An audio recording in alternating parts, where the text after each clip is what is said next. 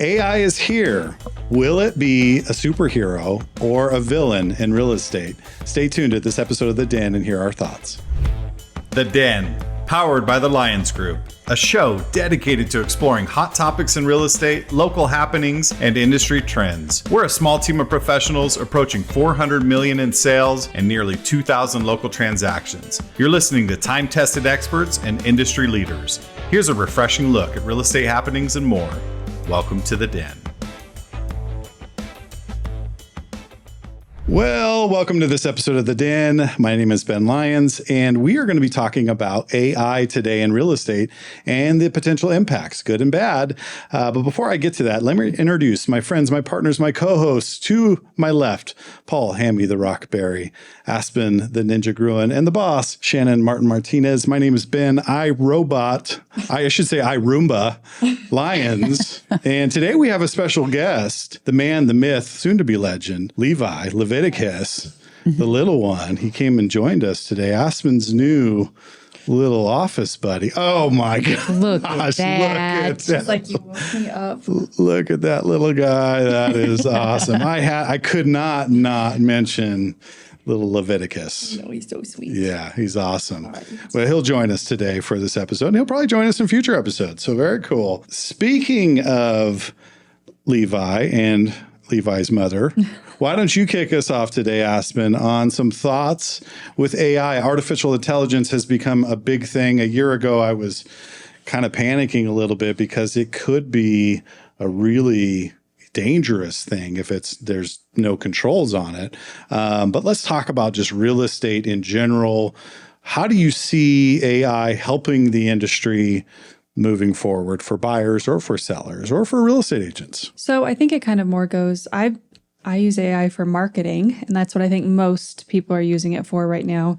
One thing that I think is great about it is, one of my favorite things is, if you have a shop that's full of things, it can just take it all out and show you what the empty shot would look like. Now, I do think we need to label that, what it is, an AI altered picture, and same, who knows if there's staining underneath or something, or if there's a big empty room, you get the virtual staging. Now it's relatively easy. So I think that's one of the coolest things that I've seen come from AI in real estate.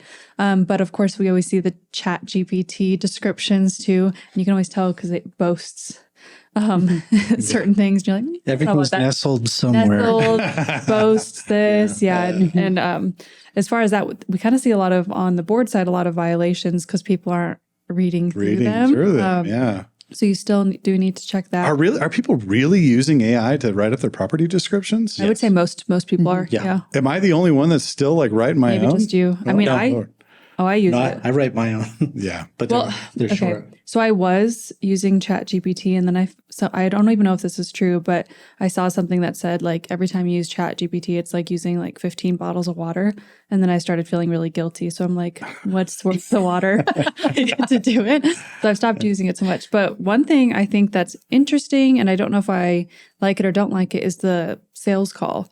We were seeing that with Ylopo. They have bots that are doing sales calls, and they sound very real. Yeah. But I know, me personally, I don't mind a sales call, but if one more bot texts me, I'm going to lose my mind. Yeah. So I think people are almost getting like desensitized to it because they just are ignoring mass amounts of text from all, every time you buy something on a website, you're getting a text about their sales. So we're seeing that in real estate too. It's slightly annoying, but I think the market will shift and, we'll figure out how to work it in. But that's really kind of all I know about AI in real estate. Well, and the conversations though with the text messages are like, I mean, I remember when we first signed up for AI, and the guy that sold us our program was saying, look, they'll misspell words on purpose over text just to make the person on the other side think that there's someone legitimately on the back end. And so they, things like that are next level with the AI. Now, we even implemented where we had the bots where people would call in and, they're talking to AI and they have no idea. And they pause and say, Yep. I've thought I've been talking to a bot ever since I learned that. And I've like hung up on actual people. And then they call me back and I'm like, oh, so I thought you were a bot. Yeah, it's really kind of scary because it's really right now, and this is in the infancy stages of artificial intelligence. We're having a hard time delineating between a human voice and an AI generated voice. And that's kind of dangerous. I mean, in my opinion, I've been saying this for quite some time. Shannon, what are your thoughts on that? What's the pro? What do you think the biggest benefit is right now? And give us some thoughts there. So at least the way that we use AI, this is my I like and I don't like thing. It's all in one. I kind of like the fact that maybe I just have a random person call me and they, I chat real quick with them and I say, okay, I'll keep you in mind and I might send you some things, I'm a human being and sometimes they get lost. I try very hard to be real and genuine with people and stay in contact with them, but that does happen. The one thing I love about AI is I'll just get these notifications and say, hey, we reached out to your customer so-and-so and here's their conversation. And I can see that they asked them if they were still in the market. And that customer said, yeah, I talked to a lender last week. Oh, okay. Would you like help with this or that? And oh my gosh. Now I jump in and go, hey, I see that you were talking to my assistant and, what can I do for you? That is extremely helpful because now they're better served and I'm better served. On that same front, I hate that it does that because sometimes they're contacting people that maybe I don't want them to contact. I have personal information that I know, and that's not an appropriate conversation to be having with them now. Or they're nagging them and I can see that this person is irritated and I really don't want that associated with me. Yeah. So I like the AI for the same reasons that I don't like the AI. I like it, but I guess I just wish I had more control over it. And I guess that is the whole idea of AI is that I don't have control over it. So I guess my answer is I don't know. Well, no, I mean, I think I don't know. Well, the pro of it is the affordability. Yeah. I mean, it would be great to hire an ISA, a sales associate, to do all those sales calls, but that's not very realistic. Expensive. Yeah. Yeah. And being one person is not realistic that we are always going to remember to call every single person at the exact right time too. No matter, we are human. We don't do that. Yeah. So it would be great if it could be a real person, but from an affordability standpoint, the AI definitely wins.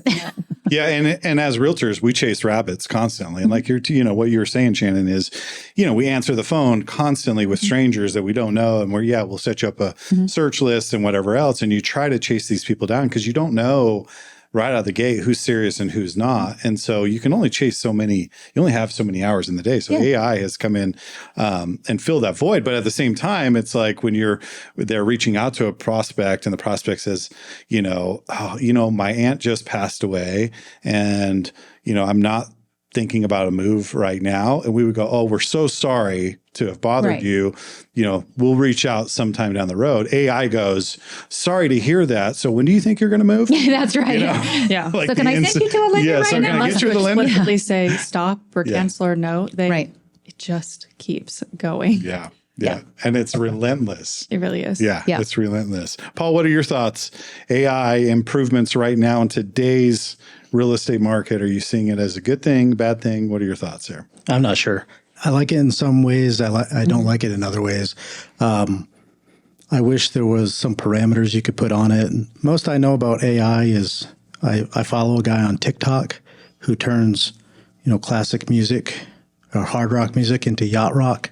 Yeah. And I can watch that for all day. So there is some cool things about AI, that being one of them. But this is not my topic. I'll tell you right now, though, if someone gets one of those robots and asks me to come sell their house, I'm not going in it.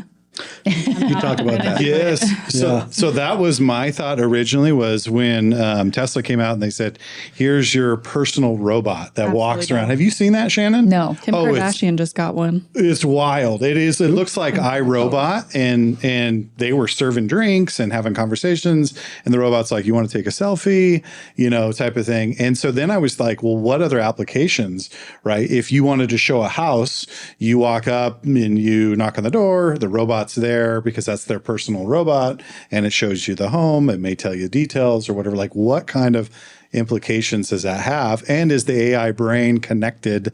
Because then you start getting into the old Terminator thing. Like that's my thing. Is Skynet. Yeah. I could see someone like Ryan Serhant, like getting the robot and it doing tours and it just being like a fun little thing, like almost, I don't say gimmicky thing, but kind of. Yeah. But absolutely not, because they're going to take over the world and I am not nice to electronics. So the way I talk to my they have Alexa, memory. Bryson says, Yeah. you better hope these things don't come. She's on the hit list. I would be. Oh, I have my no gosh. patience for electronics. But you think about the curve of technology. I mean, we are, we had this kind of run up and into the 90s and 2000s, it started to peak up. And now where we're at now, we're starting to see this exponential growth. And we've talked about that for many years, but now it's here. Like over the next 5 to 10 years, it is going to be incredible to see artificial intelligence, really the applications that can be used, whether it's through a robot that's showing homes, through market valuations, through decision making. Now they have information that, people that may not understand or are quite ready to sell, but that because of their actions online and all these other things, they kick them into algorithms and AI says, hey, this person's getting ready to sell their home. And that person may not even really consciously know that they're ready to sell their home. And next thing you know, they are. So they're beating people to the punch on things like that. It's pretty incredible. Mm-hmm.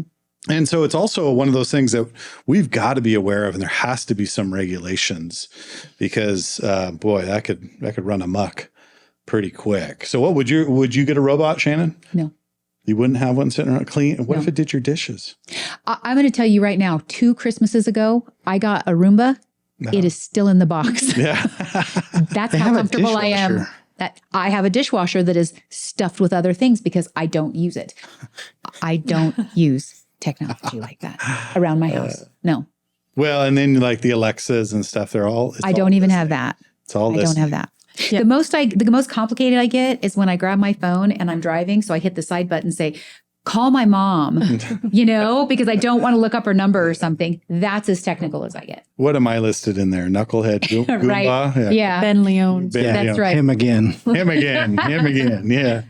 I think this is a fascinating topic because, if you project yourself out, let's go ahead and do that. Let's think about 10 years from now.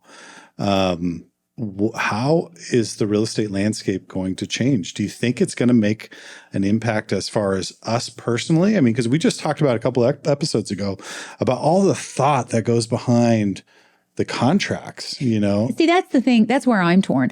I feel like you cannot replicate that. I feel like, when you talk about experience or connecting with someone in everyday life, understanding the struggle that they're going through and helping them make a better decision. AI can't do that. Mm-hmm. And so there's a part of me that says, everybody's going to want the human touch. Everybody's going to want that contact. Everybody's going to want that person because people how many times do they say, what would you do? Mm-hmm. People look at us and say that, well, what would you do? Because they're stuck and they really want that connection and that understanding. So there's a part of me that says people are never going to give that up. They're never going to want that. But I never thought that we'd be with half the things we have these days. So it is a possibility. I don't know where it's going to go. I'm not comfortable with giving up the human touch. I'm not comfortable with that. I would say if you look backwards instead of looking forwards, if you look backwards to 10, 15 years ago, I bet all of you guys, you dinosaurs, were saying, now these computers, everybody's going to buy it online. Mm-hmm. And it's not actually what is happening. Realtors are using those as tools to help them in their business. So 10 years from now, we might understand AI a little bit better and be able to use it. It's more of a tool. As a tool for our consumers. Mm-hmm. So I don't think... Rather than a replacement. Yeah, I don't think they're getting rid of us. It's like It's like the people that used to build the rotary phones, right? Now they're just building iPhones. Yeah. Mm-hmm. They're still phones. They're still phones. Mm-hmm. So they still need us. You think it's the same people building the rotary phones and the iPhone? But let's not get, that was the last topic, the political. I don't know. We had a rotary phone when I was growing up. So I'm not. I'm just saying, I don't know if they're the same. Yeah, probably not. No. Little Timmery said to me the other day, she goes, Dad, how do you use this? And I said, well, you stick your finger in and you turn it all the way around. And I said, go ahead and dial my number. And she got to the end. I was like, no, you messed up. You got to start over. She's like, what?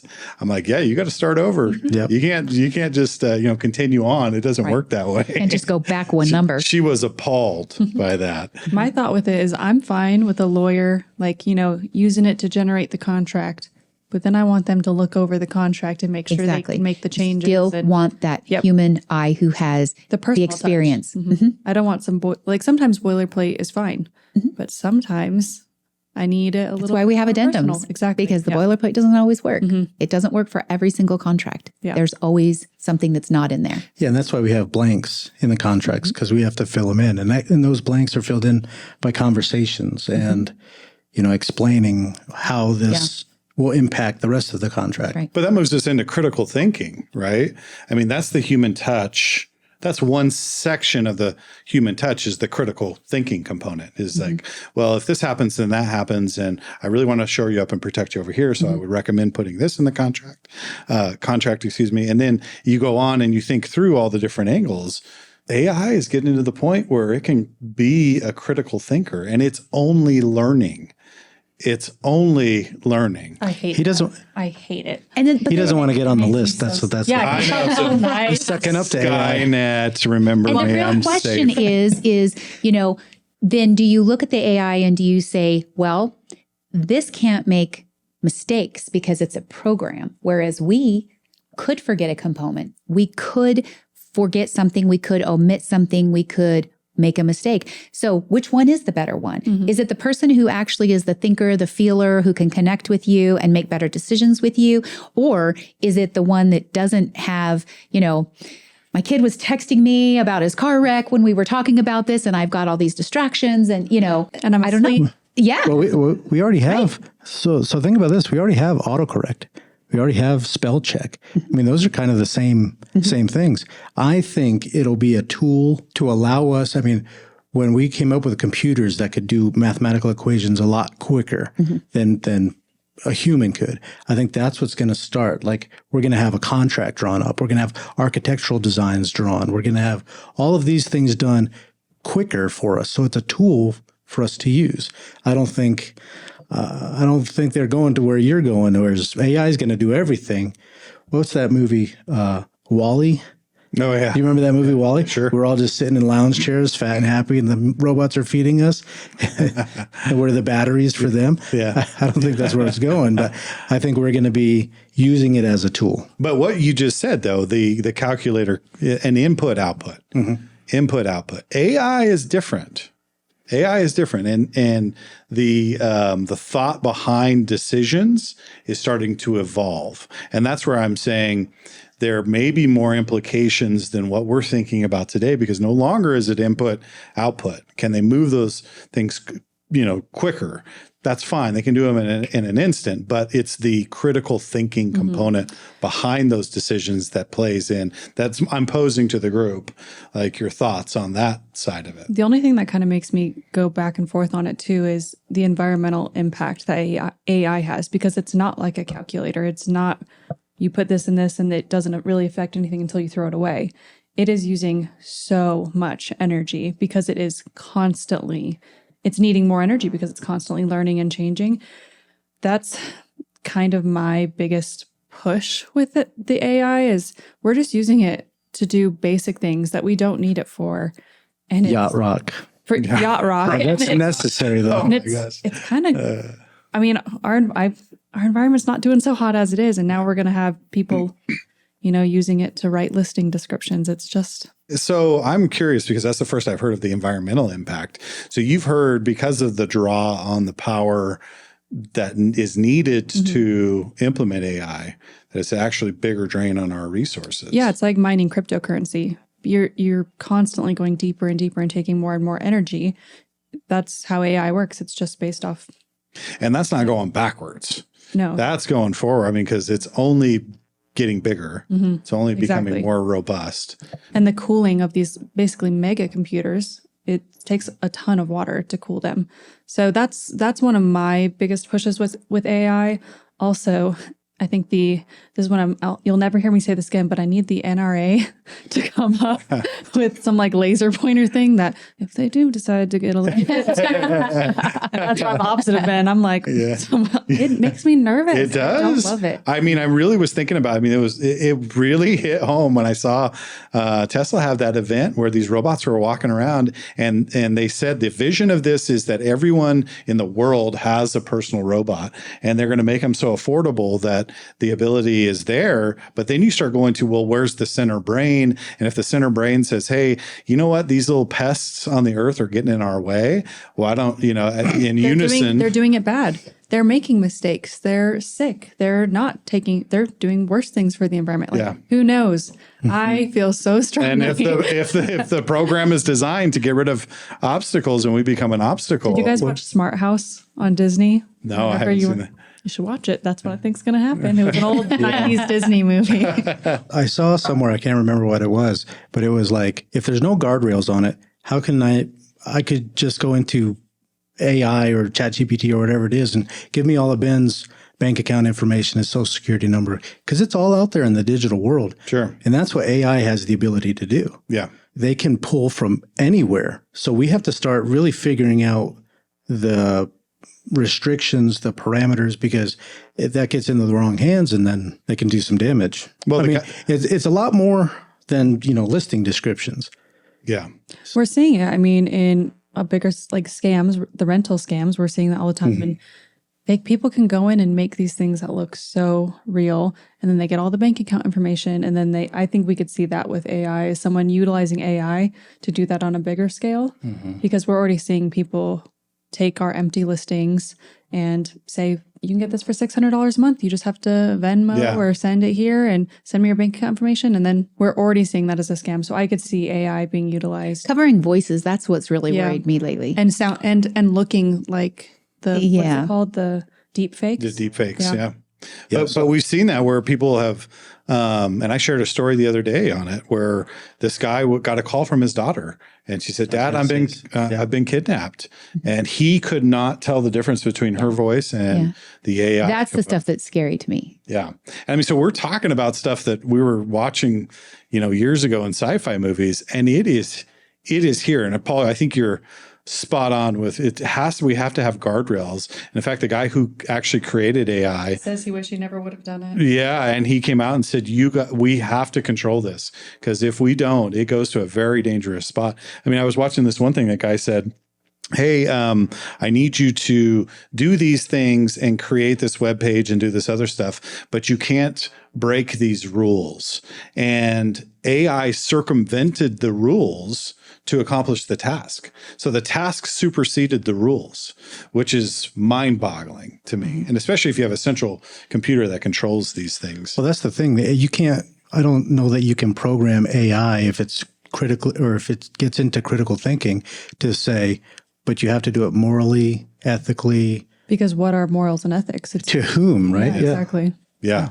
And there's the guardrails, right? And who comes up with the guardrails? And then you're going to have people that have created AI that have no guardrails, that are trying to be nefarious about it. That's already happened. And then the robots cut you out, and that's how it happens. We've seen it in every movie. Yeah, every movie. That's why I've been hitting the gym. I want to play the new Arnold Schwarzenegger. Well, I'm going to wake up with a pillow on my face from my iRobot. No, my Alexa's going to like wiggle over. Oh, yeah.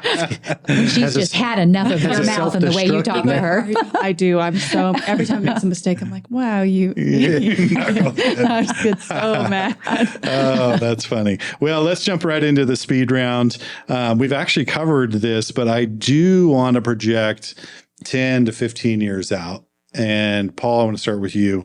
What do you think in 10 to 15 years, selling real estate, what do you think the biggest impact AI is going to have? I think what we're doing now is we won't lose connection with our customers. I think that would probably be the biggest thing.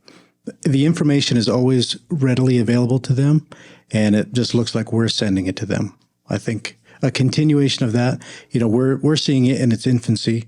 I think it'll be a lot better, a lot more user-friendly for us, the users. And I think that would be, they get the instant callback, the text, the emails. And it'll be better than what you're saying, or what you said. My aunt just died. Oh, well, Are you selling her house? You know, there'll be a little bit of empathy built into it. That's funny. Aspen, 10 to 15 years from now, how do you see AI changing our industry? We're all living in caves. No, just kidding. No, realistically, what I would like to see is that they're taking over. Like sometimes if someone just texts and says, hey, when's the closing date again? Or hey, when do I need this done? It would be great if AI could just respond and send them what they need, because I think it's great that AI can make yacht rock, but I would like to see people, I would like to see people do more of the creative stuff and AI take over more of the, you know, monotonous daily things to be, so you have more time with your family. You have more time to, you know, do whatever you want to do, to go on vacation or paint. I don't know, whatever you want to do. So I hope to see something more like that and not just taking over all the fun stuff. Yeah. Right. Shannon, 15 years from now, where do you see the real estate industry? I hope it's making our life easier. I'm hoping, like Aspen said, that it's, you know, I don't know if that's what's going to happen, but I hope so. I hope people will always want the human aspect in this industry, and they'll want what we really have to offer and what we have to give, and that we could be using it just to make ourselves more efficient and better for our customers. That would be ideal for me. Whether it goes that way or not, I don't know. Yeah. I mean, only the future can tell. My thoughts very similar. I do hope that AI just comes in to help subsidize what we're doing already. And it's already kind of doing that. So the scary thing for me is to think 15 years down the road. I'm going to go a little bit more extreme, a little bit further out there. I feel like we'll probably have robots that they've released that we put in a vacant house and they open the door, they show the client. They do some things like that. In 15 years, very plausible. 15 years ago, we think about even a Tesla car, wasn't even there wasn't anything close to that. And now we're on that upward trajectory of exponential growth with this stuff. I think it's going to be really interesting to see, but I do hope that we keep the personal touch. That is really the thing that bonds us together as humans. The personal component, and I hate to see that eroded or go away. So just thoughts. I would love to hear your thoughts as a viewer of the Den. What are your thoughts of how AI is going to play out over the next 10 to 15 years in real estate? Be curious to hear some comments on that. So great discussion today. We don't have time for the Lyons Pride, but Paul, you got the next one on the next episode. It says Aspen right there. No, yeah, this was Aspen's turn. That's right. Yeah, Paul missed the last one. Yeah, that's right. Missed the last 4. That's right. We go long every time. We go a little bit long, so we may have to get longer episodes. But thank you for listening to this episode. If you like our content, please like and subscribe to our YouTube channel. Go to our Facebook page. We have a fantastic newsletter that we send out to all of our clients. We have a wonderful set of clients. We do customer appreciation. In fact, we got customer appreciation that we're going to be doing. So if you're working with the Lyons Group in some form or capacity, or you've worked with us in the past, reach out for our customer appreciation events that we're doing and are coming up as well. So go to sjcbroker.com and you can schedule a private consultation with any one of us here at the Lyons Group. We'd love to sit down with you and talk with you about buying or selling residential or commercial and help give you an advantage in today's market. But until next time, thank you for listening to this episode of The Den. Thank you for listening to The Den, powered by the Lyons Group. Hit the subscribe button to keep informed on real estate happenings. If you'd like to learn more about the Lyons Group, visit sjcbroker.com. Complex markets require complex strategies. The Lyons Group can give you a true advantage in any market. Whether you're buying or selling, residential or commercial, contact us directly at sjcbroker.com. We're time-tested experts with a client-first approach, and we'll see you next time in The Den.